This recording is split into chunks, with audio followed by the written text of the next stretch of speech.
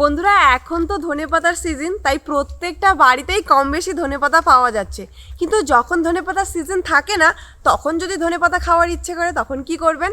আর তখন বাজারে পাওয়াও যায় না, আর যদি পাওয়াও যায় তখন কিন্তু প্রচুর দাম হয়। তাই আজকে আমি আপনাদেরকে বাড়িতে কিভাবে ধনেপাতা সারা বছর সংরক্ষণ করে রাখতে পারবেন সেই ভিডিওই বানিয়ে দেখাবো। আর এই ভিডিওটা কিন্তু আপনাদেরকে খুবই মনোযোগ দিয়ে দেখতে হবে। এই যে আমাদের ধনেপাতার বাগানে চলে এসেছি, এখান থেকে কিন্তু ধনেপাতাগুলো আমি কেটে নেব। গোড়া থেকে কাটতে হবে পাতাগুলো।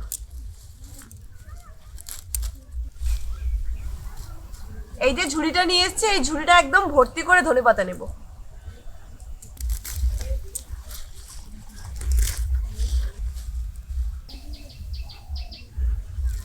দেখুন বন্ধুরা, আমি এখানে কিন্তু একদম এক ঝুড়ি ধনেপাতা কেটে নিয়েছি।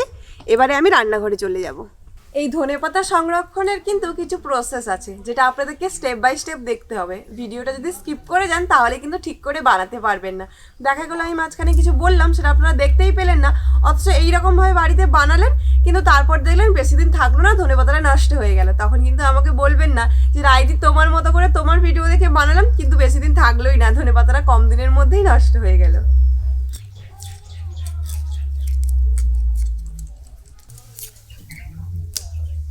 অনেকটা পরিমাণে ধনেপাতা নিয়েছি। ধনেপাতাগুলোকে এবারে 2-3 বার ভালো করে জল দিয়ে ধুয়ে নেব। বাড়ির ধনেপাতা তো এই গোড়ার দিকে কিন্তু একটু বেশি কাদা লেগে থাকে, তাই গোড়াগুলো একটু ভালো করে ধুয়ে নিতে হবে।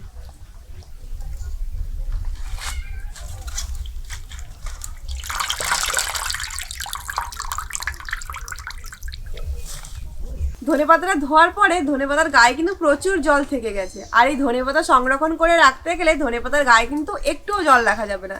তাই কড়াইতে আমি কোনো কিছু না দিয়েই ধনেপাতার গায়ের জলটা শুকিয়ে নেব। দেখুন কত জল।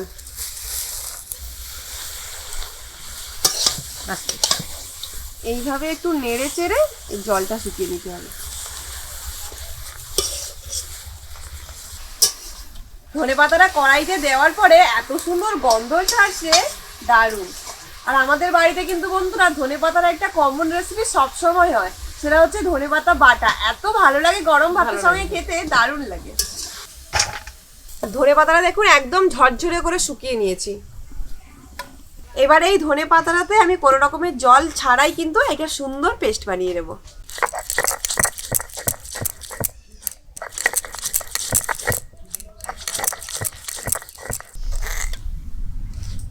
ধনেপাতাটা দেখুন আমি একদম মিহি করে পেস্ট করে নিয়েছি। বন্ধুরা অনেকে কিন্তু বলে যে ধনেপাতাকে একটু বেছে ভালো করে যদি ফ্রিজের মধ্যে রেখে দেওয়া যায় তাহলে নাকি অনেক দিন থাকে, কিন্তু আমার মতে বন্ধুরা বেশি দিন থাকে না, কয়েকদিন যাওয়ার পরেই কিন্তু ওটা শুকিয়ে হলুদ হয়ে নষ্ট হয়ে যায়।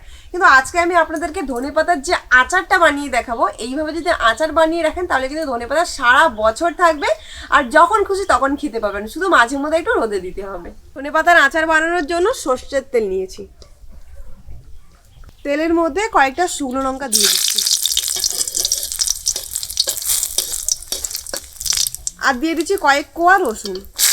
বাবা গায়ে আমার তেল টিকিয়ে আছে, একটু ভাজবো। আচারটা টক ঝাল মিষ্টি করার জন্য এখানে আমি তেঁতুলের পাল্প নিয়ে নিয়েছি। এর মধ্যে দিয়ে দেবো 1 চামচ ধনে গুঁড়ো, কিছুটা হলুদ গুঁড়ো, কিছুটা লঙ্কার গুঁড়ো, দিয়ে দেবো 1 চামচ চিনি, পরিমাণ মতো লবণ। খুব ভালো করে এটাকে আমি মিক্সড করে নেব।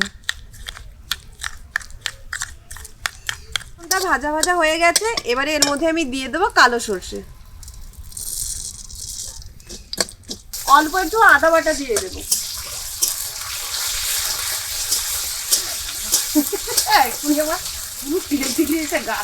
আদা বাটা দেওয়া হয়েছে না, উঠে যাবে। আদার কাঁচা গন্ধটা চলে গেছে, এবার যে মশলার পেস্টটা করেছিলাম সেটা দিয়ে দিচ্ছি।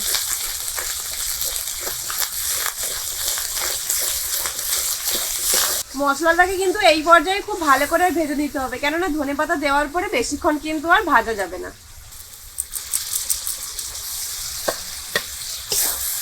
বাটাটা একদম টাইট টাইট হয়েছে। হ্যাঁ, জল না দিলে এভাবে টাইট টাইট বাটাই হবে। ধনেপাতাটা মশলায় দিয়ে বেশিক্ষণ যদি জ্বালন দেওয়া হয় তাহলে কিন্তু ধনেপাতার যে গন্ধটা আছে সেটা কিন্তু চলে যাবে, আর এই ধনেপাতার আচারে ধনেপাতার গন্ধটাই কিন্তু বেশি ভালো লাগে। বন্ধুরা এক থাকা ধনেপাতা আর বাড়তে ঠিক এতটুকু হয়ে গেছে, পুরো 2 কিলোর মতন ধনেপাতা নিলে তাহলে এইটা বেশ হাফটা মতন হয়ে যাবে, মিক্সচারের হাফ ঢাকা মতন হয়ে যাবে। পাতার আচারটা হয়ে গেছে, আর এই আচার দিয়ে কিন্তু বন্ধুরা দারুণ একটা গন্ধ বেরোচ্ছে।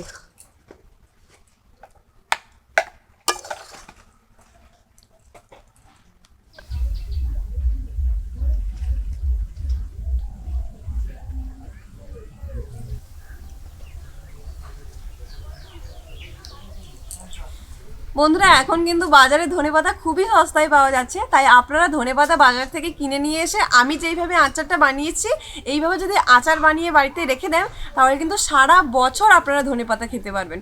এই ধনেপাতার আচারটা আপনারা কিন্তু ভাত দিয়ে এমনি মেখে খেতে পারেন বা যে কোনো তরকারিতেও কিন্তু দিতে পারেন। মানে এইভাবে যদি বাড়িতে বানিয়ে রাখেন তাহলে সারা বছর ধনেপাতার স্বাদ পাবেন। আজকের এই ধনেপাতার আচারের ভিডিওটা আপনাদের কেমন লেগেছে আমাকে কিন্তু অবশ্যই কমেন্ট করে জানাবেন। আজকের এই ভিডিওটা আমি এখানেই শেষ করছি, দেখা হবে পরের ভিডিওতে।